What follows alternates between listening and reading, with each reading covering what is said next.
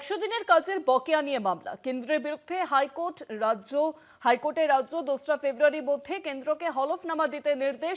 17 ফেব্রুয়ারি মামলার পরবর্তী শুনানি। 17 ফেব্রুয়ারি রয়েছে 100 দিনের কাজে পরবর্তী দিন ধার্য করা হয়েছে সেই মামলার শুনানির জন্য। 100 দিনের কাজের বকেয়া নিয়ে মামলা কেন্দ্রের বিরুদ্ধে হাইকোর্টের রাজ্য। 100 দিনের বকেয়া এখনো পর্যন্ত দেয়নি কেন্দ্র, এই অভিযোগ বারংবার রাজ্যের এবং কেন্দ্রের বিরুদ্ধে এবার কলকাতা হাইকোর্টে দ্বারস্থ রাজ্য। 2রা ফেব্রুয়ারির মধ্যে কেন্দ্রকে হলফনামা দিতে নির্দেশ দেওয়া হয়েছে। 17 ফেব্রুয়ারি মামলার পরবর্তী শুনানির দিন ধার্য করা হয়েছে। 100 দিনের কাজের বকেয়া নিয়ে এবার মামলা গড়ালো হাইকোর্টে।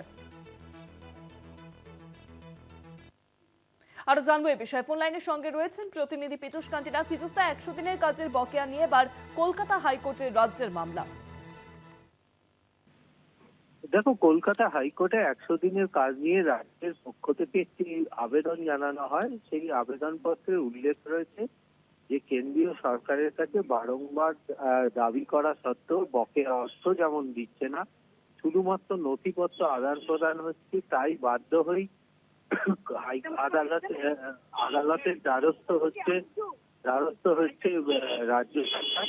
যদিও এই আবেদনকে আমল দিতে নারাজ কেন্দ্রের আইনজীবীর দাবি যে এই আবেদন কখনোই গ্রহণযোগ্য হতে পারে না।